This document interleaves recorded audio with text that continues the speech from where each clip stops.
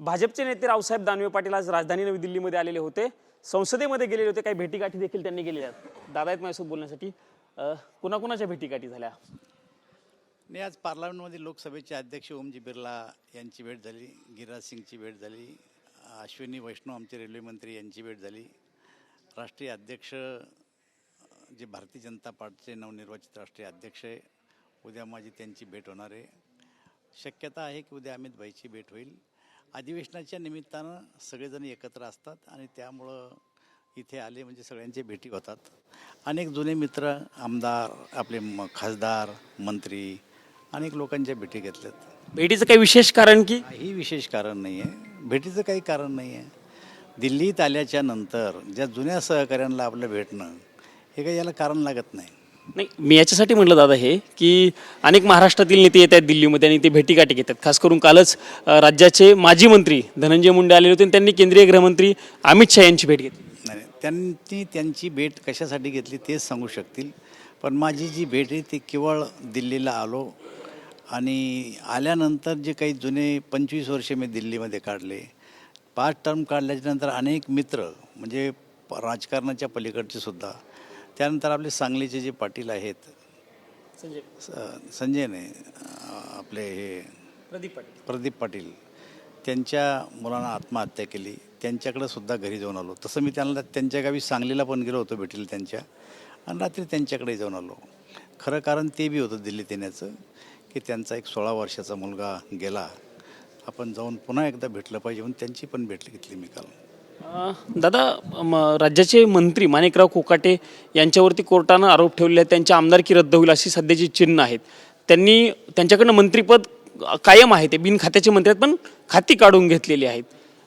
शिक्षा झाल्याच्या नंतर किंवा कोर्टानं शिक्षा सुनावल्याच्या नंतर असं आहे, महाराष्ट्र हे कायद्यानं चालणार राज्य आहे आणि आमचे राज्याचे मुख्यमंत्री हे या गोष्टी पाळणारे आहेत। आणि मला असं वाटतं कायद्यामध्ये ज्या तरतुदी असतील त्या तरतुदीप्रमाणे जेव्हा कधी जो निर्णय घ्यायची पाळी येईल तो निर्णय अजितदादा पवार आणि आमचे मुख्यमंत्री देवेंद्रजी फडणवीस घेतील। त्यामुळं आम्हाला स्वतःला असं वाटत नाही की जे कायद्याच्या पलीकडे जाऊन किंवा कोर्टाच्या निर्णयाच्या पलीकडे जाऊन काही करतील। विरोधी पक्षाला वेगळा न्याय आणि सत्ताधाऱ्यांना वेगळा न्याय अशी चर्चा आहे। त्याचं कारण असे, सुनील केदार यांच्यावरती असाच ज्यावेळेस कोर्टाने निर्णय दिला होता, त्यांची आमदारकी मात्र विधिमंडळानं लगेच तातडीनं रद्द केली। नाही, विधिमंडळाने त्यांची आमदारकी रद्द केली होती त्या परिस्थितीमध्ये। मला असं वाटतं की आत्ता कायद्याची तरतूद काय, मी काही कायद्याचा पंडित नाही किंवा वकील नाही आहे, त्यामुळं या सगळ्या गोष्टी ज्या काही कायदेशीर प्रक्रिया असतील त्या पद्धतीप्रमाणे आमचे राज्याचे मुख्यमंत्री हाताळतील। चर्चा अशी आहे की धनंजय मुंडे इन होऊ शकतात आणि माणिकराव कोकाटे आउट होऊ शकतात। राजकारणात काही होऊ शकतं, म्हणजे धनंजय मुंडेंना पुन्हा संधी मिळू शकते? नाही, का नाही मिळू शकत? जर त्यांच्या नेत्यांना असं मनावर घेतलं की आमच्या एखाद्या कार्यकर्त्याला पुन्हा एकदा मंत्री करायचं, ते करू शकतात। पण सुप्रिया सुळे असं म्हणतात की जर धनंजय मुंडे पुन्हा मंत्रिमंडळामध्ये आले तर मी बीडमध्ये उपोषणाला बसेन। मला असं वाटतं की सुप्रिया सुळेने एक गोष्ट लक्षात घ्यावं की जेव्हा भारतीय जनता पक्षातून धनंजय मुंडेला फोडलं तेव्हा किती आनंद झाला होता तुम्हाला। आता तुम्हाला सोडून गेल्याच्या बाद किती दुःख होऊ राहिलं तुम्हाला। आनंद आणि दुःख राजकारणात दोन्ही पचवावं लागतात। आता ते मंत्रिमंडळात येतात का नाही येतात हे ना मी सांगू शकत ना तुम्ही सांगू शकत। हा निर्णय पूर्णपणानं अजितदादा आणि मुख्यमंत्री घेतील, त्यामुळे त्याच्यावर बोलणं ठीक नाही। पण ते आता बोलून बसले की आता मी तिथे जाऊन उपोषण करीन म्हणून। मला असं वाटतं की परमेश्वरनं त्यांच्यावर उपोषणाची पाळी आणलेली आहे। त्यांच्या आत्तापर्यंतच्या राजकीय कारकीर्दीत त्यांच्या वडिलाला किंवा त्यांना किंवा त्यांच्या कुटुंबाला कोणालाही उपोषण करायची गरज पडली नाही। अख्खा महाराष्ट्र त्यांचं उपोषण बघेल, त्यांचं उपोषण बघेल असं तुम्ही म्हणताय, पण ज्या धनंजय मुंडेंवरती त्या बोलतायत हे ते त्या धनंजय मुंडे यांचा पक्ष म्हणजे अजित पवारांचा राष्ट्रवादी काँग्रेस पक्ष आणि यांचा राष्ट्रवादी काँग्रेस पक्ष हे दोन्ही महाराष्ट्रामध्ये स्थानिक स्वराज्य संस्था खास करून महानगरपालिकेच्या निवडणुकीमध्ये एकत्र येत आहेत। अनेक ठिकाणी पिंपरी चिंचवड असेल, पुणे असेल, या ठिकाणी एकत्र येत आहेत अशी सध्याची चिन्ह आहे। या बातम्या वाट बघावं लागेल काय घडतंय राजकारणामध्ये। जे आज आहे ते उद्या होईल याचे सांगता येत नाही, जे उद्या आहे ते आज नाही सांगू शकत। त्यामुळं त्या विषयावर जेव्हा घडेल तेव्हा बोलता येईल। तुम्हाला नाही वाटत ते दोघं एकत्र? कारण दिसतंय दादा बऱ्याच ठिकाणी। नाही, आम्हाला काय वाटायचं आहे, आम्हाला काय वाटण्याची गरज आहे? आम्ही आमच्या पक्षाचं काम करतो, दुसऱ्या पक्षाकडे झाकून पाहिजे काय गरज आहे आम्हाला? आम्ही आमच्या पक्षाचं काम नीट करतो आहे। या राज्यामध्ये भारतीय जनता पार्टीच्या ताब्यात महापालिका आहे असा आमचा प्रयत्न आहे। त्यामुळे त्यांच्या पक्षात आम्ही कशाला लुडबुड करावं?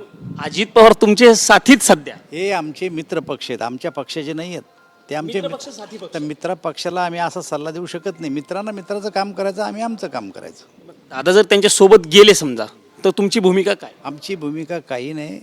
मला असं वाटतं भारतीय जनता पक्ष हा स्वतंत्र विचार करणारा पक्ष आहे. त्या पक्षानं कोणता निर्णय घ्यावा याचा सल्ला आम्ही देणार नाही. दोन ठाकरे एकत्र येत आहेत मुंबई महानगरपालिकेमध्ये. उद्धव ठाकरे आणि राज ठाकरे त्यांच्या बैठका जोरदार सुरू आहेत. आज उद्या त्यांच्या युतीची पण घोषणा होऊ शकते. अधिकृत अनधिकृत युती झाल्यातच जमाय. ही त्यांच्यासाठी शेवटची निवडणूक आहे. लोकसभेत थोडंसं जिंकले तर त्यांना म्हणजे आकाश ठेंगणं झालं होतं. विधानसभेत पार सपाटून मार खाल्ला आणि आता मार खाल्ल्यानंतर दोघं बंधू एकत्र आले. ही त्यांची शेवटची निवडणूक आहे. या निवडणुकीनंतर त्यांच्यासोबत असलेले कार्यकर्ते त्यांच्यासोबत राहणार नाही, पक्ष सोडून निघून जातील आणि फक्त उद्धव ठाकरे आणि आदित्य ठाकरे हे दोघंच राहतील. ही गोष्ट लक्षात घ्या. पुढची निवडणूक लढायचं त्यांना काम पडणार नाही. तुम्ही फक्त उद्धव ठाकरे आणि आदित्य ठाकरे म्हणतात, त्यांच्या जोडीला तर राज ठाकरे आणि अमित ठाकरे पण आले. नाही, आता राज ठाकरे अमित ठाकरे आता या विषयावर मी आज बोललो असतो, पण बोलणं उचित नाही. उद्धव ठाकरे सोबतचे सगळे लोक जे काय थोडेफार राहतील ते राज ठाकरे सोबत जातील. म्हणजे उद्धव ठाकरेंची शिवसेना राज ठाकरे हा ते यांचं नेतृत्व मान्य करणारे त्यांच्याच नेतृत्वात जातील.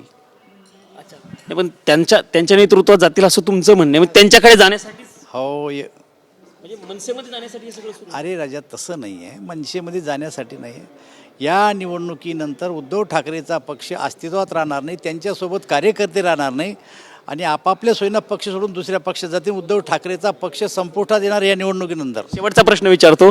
त्यांच्यासाठी मुंबई महानगरपालिका खूप महत्त्वाची आहे, कारण महाराष्ट्रामध्ये अनेक ठिकाणी पराभव झाला तरी मागच्या काही वर्ष ठाकरेंची सत्ता मुंबई महानगरपालिकेवरती कायम होती. मागच्या काळामध्ये आम्हाला राज्य चालवायचं म्हणून ती सत्ता आम्ही त्यांच्याजवळ ठेवली नसता. मागच्याच काळामध्ये भारतीय जनता पार्टीची सत्ता येणार होती. त्या काळामध्ये मी भारतीय जनता पार्टीचा अध्यक्ष होतो. तो इतिहास मला चांगला माहिती आहे. आमच्याजवळ आकडे असतानासुद्धा आम्ही त्यांना माफ केलं आणि ती सत्ता त्यांच्याजवळ ठेवली. आता ते माफ करणार नाही, आम्ही घेऊ. आता 29 पैकी किती महानगरपालिकेवरती महायुतीचा झेंडा आणि खास करून भाजपचा? आता भाजप सगळ्यापेक्षा जास्त महापालिका भाजपच्या येतील. धन्यवाद आमच्याशी बातचीत केल्याबद्दल. हे भाजपचे नेते रावसाहेब पाटील दानवे होते आणि त्यांनी स्पष्ट भूमिका सांगितलेली आहे की या महानगरपालिकेच्या निवडणुकीनंतर ठाकरेंचं अस्तित्व हे राहणार नाही. ठाकरेंकडे जे कार्यकर्ते होते ते सगळे कार्यकर्ते निघून जातील असं म्हणत असतानाच महाराष्ट्रामध्ये फक्त आणि फक्त उद्धव ठाकरे आणि आदित्य ठाकरे हे दोघंच एका पक्षात राहतील असं म्हणत असतानाच राजकारणामध्ये कुठल्याही गोष्टीवरती सध्या बोलणं योग्य नाही. जेव्हा अजित पवार आणि शरद पवार यांच्या पक्षाची युती होईल तेव्हाच बोलणं उचित ठरेल, अशा पद्धतीची देखील प्रतिक्रिया रावसाहेब दानवे पाटील यांनी दिल्याचं आपल्याला बघायला मिळालेलं आहे. कॅमेरामन विनोद कुमार समी, प्रमोद जगताप, TV9 मराठी, नवी दिल्ली.